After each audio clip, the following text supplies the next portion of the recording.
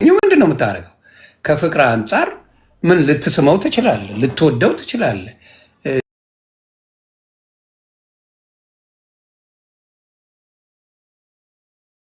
አልመለሰልኝም። ገባ? አልመለሰውም። ስለዚህ እኔ አንደርስታንድ ያልመለሰውን ግግም አልልበትም። ኦኬ አልመለሰም፣ አልተመለሰልኝም ነው የምለው። ተመሳሳይ ጥያቄ ለማን አቀርባለሁ? ለያሬዶ ነው የማቀርበው። ገባ? አሁን ከስግደቱ አንጻር ብዙ ሰዎች ኮንፊውዝ እየሆኑ ያሉት፣ እኔ አሁን ኮንፊውዝ ያልሆንኩበትን ሪዝን ልንገርህ። አይ ቲንክ ማን ላይ ነው በስልኬ ላይ ስክሪንሻት አድርጌ ይዤዋለሁ። ዳዊት ለዳዊትና ለንጉስ ለዳዊትና ለእግዚአብሔር ሰገዱ ይላል። ስለዚህ የክብር ስግደት እንዳለ እዛ ላይ አንደርስታንድ አደረኩኝ። እኔ ምን ላይ እንደሆነ ዘሌዋውያን ላይ ነው አይደል ያለው እሱ ምዕራፍ 20 ቁጥር 23 ወይም ደግሞ ምዕራፍ 23 ቁጥር 20 አይደል?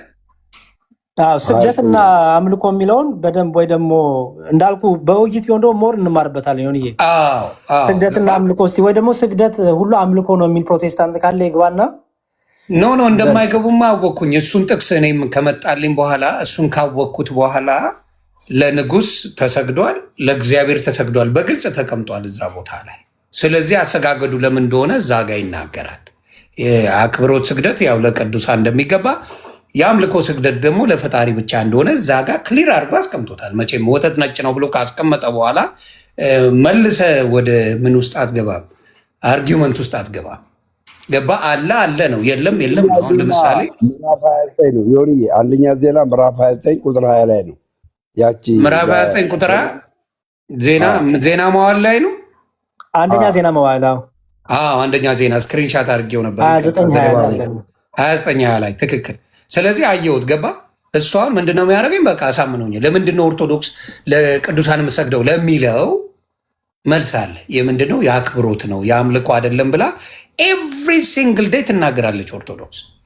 የስዕሉን ጉዳይ ነው አሁን ዲፋይን እንዲደረግ የምፈልገው። ለምሳሌ ስለ ሻማ ሲያወራ በቅርቡ እናንተ አያችሁ አላያችሁ አላውቅም፣ ወንድማችን ዮናታን እሱ ሴሌብሬት ሲያደርጉ ሻማ ይዘው ሲያመሰግኑ አይቻልም። ሙሉ ሻማ አዳራሽ ሙሉ ሻማ ይዘው ይሄ የወጣቶች ምንድን ነው የሚባለው? የወጣቶች ምንድን ነው የሚሉት? ከስር ጻፉልኝ። መልካም ወጣት የሚባለው ላይ የመጨረሻው ቀን ላይ ሙሉ ሻማ ይዘው በጣም እየዘመሩ ሲያመሰግኑ አይቻልም። ስለዚህ ሻማ ኦርቶዶክስ ብቻ እንደማትይዝ እነሱን ጋር እንደገባ አይቻልም። አሁን ደግሞ ጾም እኔ እስከማውቀው ድረስ ጾም እንደፈለክ የምትሆንበትን ነበረ። አሁን ደግሞ በአደባባይ አናውጅ የሚባል ነበረ። አሁን ደግሞ አደባባይ ተጀምሯል። በቃ እያየን እንጨምራለን ሲሆንብኝ የሆነ ቆም ብዬ የማየው ነገር አለ። ገባ? እያየን እንጨምራለን የምትለው የሆነ ድግስ ቤት ገብተህ ወይ ምግብ ቤት ገብተህ ስትበላ እየበላ ያለውን ነገር አልጠገብኩም ብለህ ትጨምራለህ ወይ እንደዛ አይነት ነገር ነው እንጂ እያየው ጨምራለሁ የሚባልበት ነገር ለምን ሆነ ነው የኔ ጥያቄ። ከዚህ በፊትም የሰራው ቪዲዮ አለ። ምን ብዬ ነው? አንደኛው ክርስቶስ መንፈስ ብቻ ነው ይላል፣ በስጋው የለም ይላል። አንደኛው በስጋ አለ ይላል። እንደነገርኩ ጥምቀት ለበዓሉ ድምቀት የሚላለ፣ ጥምቀት ባይኖርም ድናል የሚላለ፣ ጥምቀት ደግሞ መስት ነው የሚላለ፣ ጥምቀት ለድህነት የሚላለ። ቁርባኑም እንደዚሁ የክርስቶስ ስጋና ደግሞ መታሰቢያ ነው የሚባላለ። እንደ ኩኪስ የሚቀርብላለ። አይ ለድህነት ነው የሚል ደግሞ አለ። በቃ መስት ነው የሚል አለ። ገባ? ብዙ ነገር ስላለ የት ቦታ ለመሆን እኔ አሁን እዚህም ብል ልጋጭ ነው ከሁሉም ጋር። አሁን የሆነ ቸርች ጀምሬ ሌላ ቦታ መሄድ አልችልም። ምንድን ነው ብለህ መጠየቅ አለብህ። እና ውስጥ ገብቼ እኔ በ8 ወር ውስጥ ያየሁት ነገር ብዙ የተለያየ እንጂ አንድ የሚያደርግ ነገር የመጣ ነገር የለም። እንደገና ጸድቅ ያለው የሚላለ፣ መስራት አያስፈልገኝ የሚላለ፣ አይ ቀስ እያልክ ነው የምትጸድቅም የሚለውም ደግሞ አለ። ድኝ ያለው የሚላለ፣ ቀስ እያልኩ ነው ምድነው አለ። ድህነት አይጠፋም የሚላለ፣ ድህነት ደግሞ ይጠፋል የሚላለ። እንዳልኩ የተለያየ አይነቱን አንድ ላይ አድርጎ እንደፈለክ መሆን ኮንፊውዝ እንድትሆን እንጂ እንድትድን የሚፈልጉ ሰዎች ናቸው ብዬ አላስብም። እግዚአብሔር ምስክሬ። እንድትድን ሳይሆን ኮንፊውዝድ ሆነ እንድትበጭጭ የሚያደርግ ትምህርቶች ነው ያሉት። በየቦታው ሄደህ ከጠየቅ የሆነ ቸርች ብቻ አይደለም ሄዳ። አሁን ለምሳሌ በኦርቶዶክስ የገብርኤል ቤተክርስቲያን ትሄዳለህ፣ የሚካኤል ቤተክርስቲያን ትሄዳለህ፣ የቅድስት ድንግል ማርያም፣ የኪዳነ ምሕረት፣ የኡራኤል ቤተክርስቲያን ትሄዳለህ። የትም ቦታ የሚሄድ ሰው አንድ ቀን ኮንፊውዝድ ሆኖ አያውቅም። ያመልካል፣ ያስቀድሳል፣ ወደ ቤቱ ሄዳል። ምንም አይነት እዚህ ጋር መሰረተ ክርስቶስ ብትሄድና እዛው አጠገቡ መካነ ኢየሱስ ብትሄድ ጦዘ ትመጣለህ። እዚሁ ያለውን ደግሞ አይደለም የምትሉኝ ካለ ኑና ነገሩ። ከዛ ደግሞ እዚህ ጋር ሄደ ደግሞ ሙሉ ወንጌል ብትሄድ ጦዘ ትመጣለህ።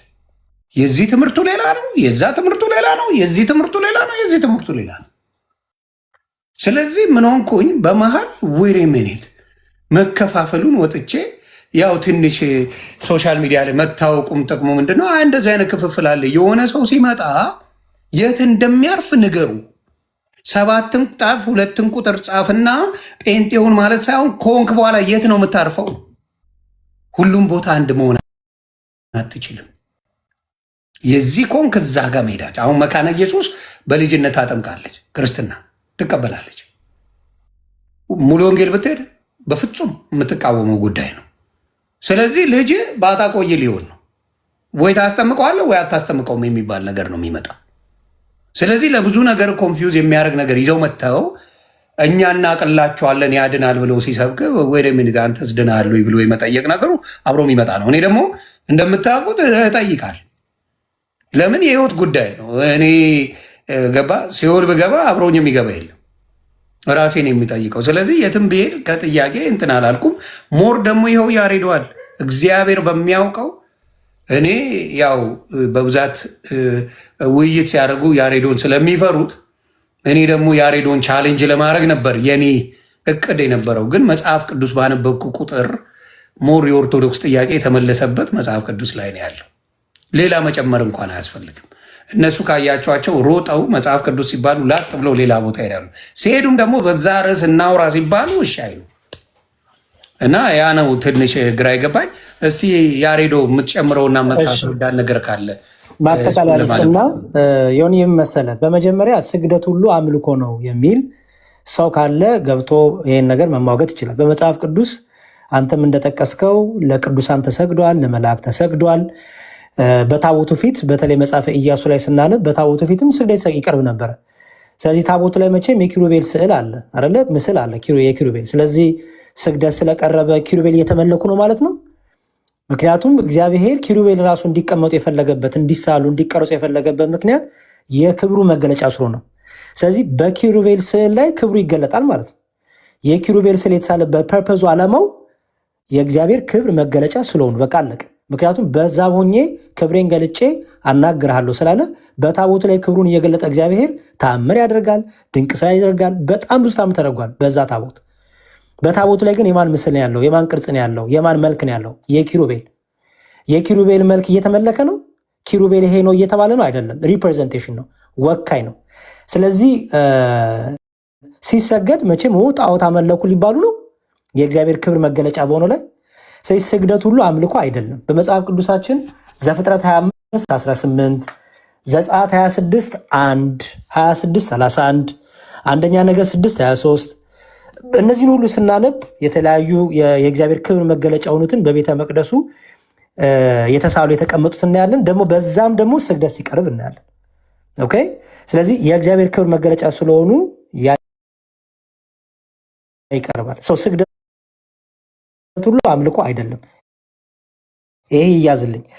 ሌላው ቁጥር 7 ላይ ቁጥር 12 ላይ ዘፍጥረት 42 ቁጥር 6 ላይ መጽሐፈ ኢያሱ ምዕራፍ 5 ቁጥር 13 ላይ እነዚህ ላይ ስግደት ሲቀርብ እናያለን። ለሰዎች ስግደት ይቀርባል፣ ለመላእክት ስግደት ይቀርባል። ይሄ ስግደት አምልኮ ጣዖት ነው አይደለም።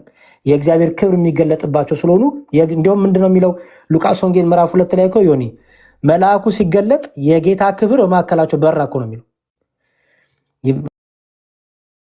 የጌታ ክብርም በዙሪያቸው በራ እኮ ነው የሚለው። ስለዚህ የመላእክቱ ክብራቸው ራሱ እግዚአብሔር ነው። ስለዚህ መላእክቱ እንኳን ሲገኙ በእኛ መሃል የእግዚአብሔር ክብር ነው የሚገለጠው። አያችሁ። ስለዚህ መላእክቱን ማስቀመጥ በስዕላችን ይሄ ነው ሚካኤል ይሄ ነው ገብርኤል እያልን አይደለም። ትምህርቱን እያስተማር የስዕሉ ባለቤት የያዘውን ወካዩን መልእክት እያስተላለፍን ታዲያ ክብር ስንሰጥ ቅድም እንዳልኩት ነው እኮ። ለምሳሌ መጽሐፍ ቅዱስን ማንም ሰው ሽንት ቤት አያስቀምጠውም። መጽሐፍ ቅዱስን ማንም ሰው አይቀደውም። ክርስቲያን የሆነ ለምን ያከብሯል? ይፈራዋል። ምን ስላለበት? የእግዚአብሔር ቃል ስላለበት የከበረ መጽሐፍ ሆነ አይደለ ዮኒ? ኦኬ መጽሐፉ እኮ መጽሐፍ ነው፣ ወረቀት ነው አይደል ዮኒ? እሺ ቅዱስ ያሰኘው ምኑን ነው? ያ መጽሐፍ ቅዱስ ያሰኘው ምንድን ነው?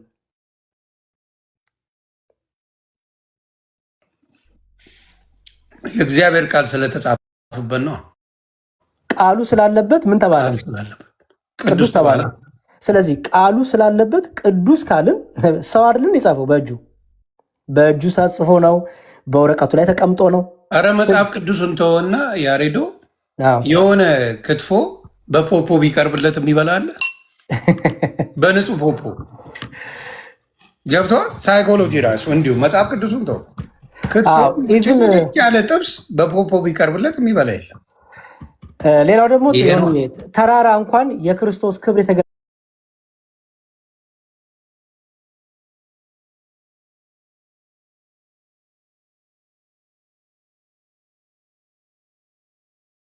ተራራ ድንጋይ እኮ ቅዱስ ተብሏል። ለምሳሌ በሁለተኛ